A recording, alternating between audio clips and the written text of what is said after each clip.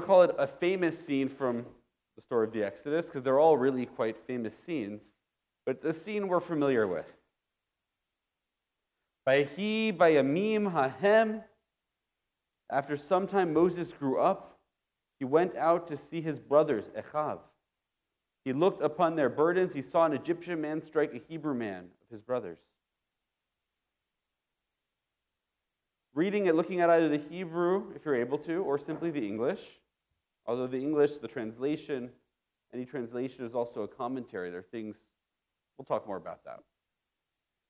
Who are his brothers? Echav. Who does it refer to when it says Echav? What do you think? You can shout it out. There's an obvious answer. His fellow Jews, right? The Hebrews are his brothers. There's another possible answer, though, a little less obvious. What I haven't thought about really until an article I read this week, which is a very interesting read on the Parshat, I think, that I wanted to share with you. But what other possible answer is there for Echav? The Egyptians, right? There's only two choices. Who is the text referring to? So many of you shouted out the Hebrews, right? That was easy, the Jews. But the Egyptians. What are some reasons we might suspect if we wanted to read the text as the Egyptians or his brothers? Right? He's a prince of Egypt. He was raised in the palace. Pharaoh's daughter adopted him. Anyone else have anything? Oh, interesting. It was the Jews that had the burden, so then it must mean the Israelites, you're saying. Interesting. It's a great reading of the text, which we're actually going to come right back to that point. But we could look at the text and say, Echav, he was raised by the Egyptians. They're his brothers. He went out to go see his brothers, the Egyptians, not the Hebrews. But it's hard to read that way, especially with the rest of the passage, right? As you said, it goes on to say, he looked on their burdens. So we're going to get a little bit more technical. You can keep following if you want to. I'm going to look at a verse on page 207, chapter 1, verse 9. Now, our translation here, in this Chumash says, behold, he said unto his people, behold, this is Pharaoh talking to the Egyptians. Behold, the people of the children of Israel are too many and too mighty for us. Come, let us deal wisely with them, lest they multiply, and it come to pass, when there befalleth us any war, they also join themselves unto our enemies and fight against us, and get them up out of the land. Therefore they did set over them taskmasters to afflict them with their burdens. That's the English translation. Now, as I said, an English translation is in its own way commentary. It's reading something into the Hebrew. If you look at verse 9 there closely in the Hebrew, the English talks in the plural.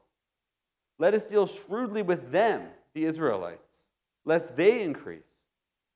But what's the Hebrew? Let us deal shrewdly, with him. Pen buried, lest he increases. Who, it says, Shena, he may join our enemies. He may fight against us. He may rise up. In the Hebrew, Pharaoh refers to the Israelites as a singular. And the author of this article, Rabbi Jonathan Maganet, apologies, Professor Rabbi, I'm sure I'm not pronouncing your name correctly. But in his article, he points out that their burdens is actually the key phrase to his interpretation. Because here it says their burdens is plural. Here, their burdens is the burdens that the Egyptians are going to be placing on the Israelites. So he cites that as his example of why, actually, he thinks that you can read that other passage not just as he was a prince of Egypt, but he went out to see their burdens. He went to see the burdens that his brothers, plural, were placing on the slaves, the Israelites. He went to see their work that they were doing. Now, I know it's not the traditional way of reading this, but it's not so far out, actually. Rabbi Ibn Ezra, who's a medieval biblical commentator, he actually takes this approach. On the original verse we looked at on page 211, chapter 2, verse 11, Ibn Ezra says he went out to his brothers, the Egyptians. And afterwards, brothers refers to the Hebrews, his family. Because we see brothers twice in that verse, right? Moses the glory went out to his brothers and looked on their burdens, and he saw an Egyptian is smiting a Hebrew, one of his brethren. Even Ezra says it switches.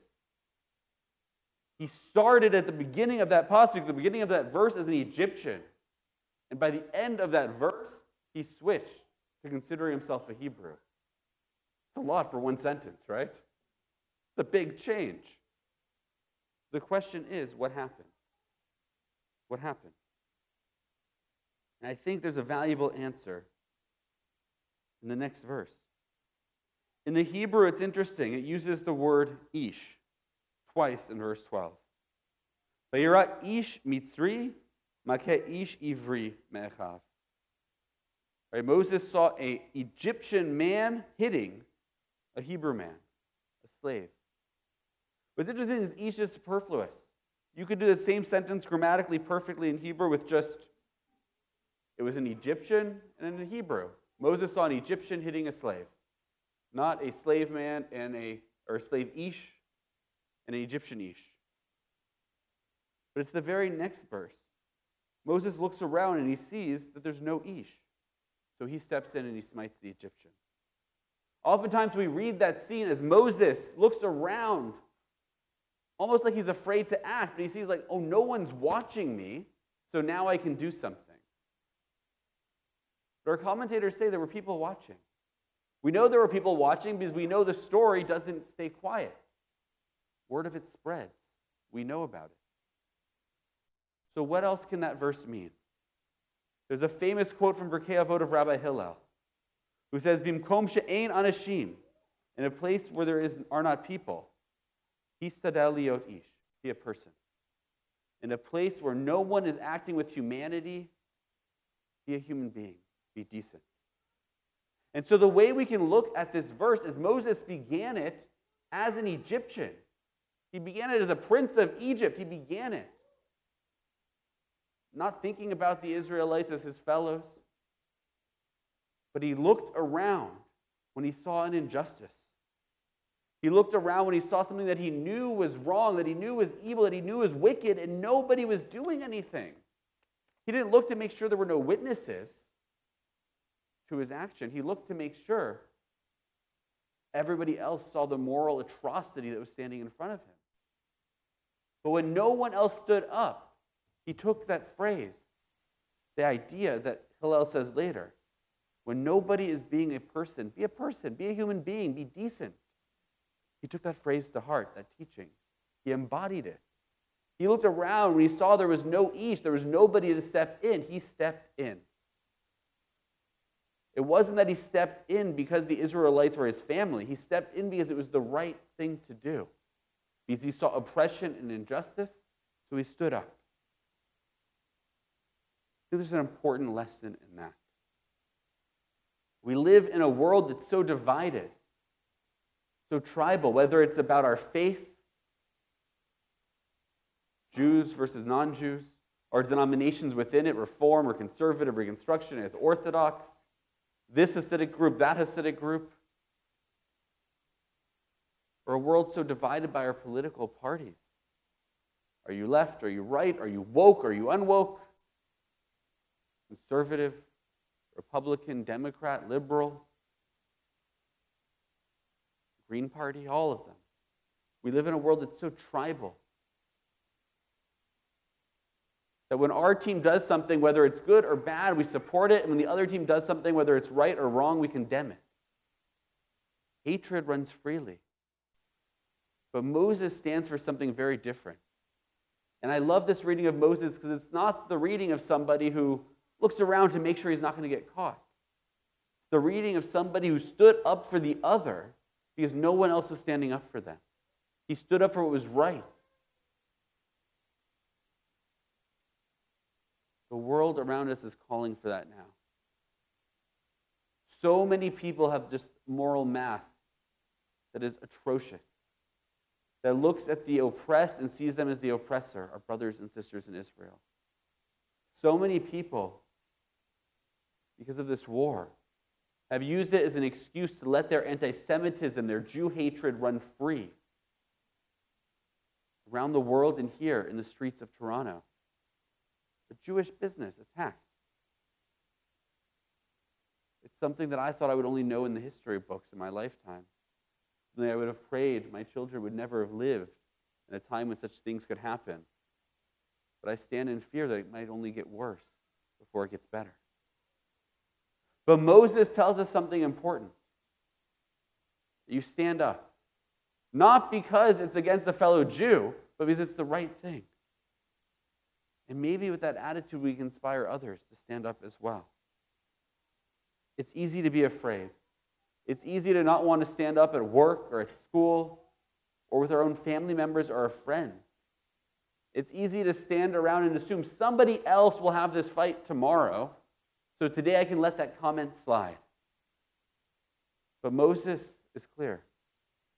No one else is going to stand up if we don't. We do it not because we are Jews, but because it is right. We have to not be afraid to stand up for our brothers and sisters, not be afraid to stand up for ourselves. Moses isn't this victim of history just going by, seeing what happens. Moses takes charge. Like him, we have to be agents of change, agents for justice.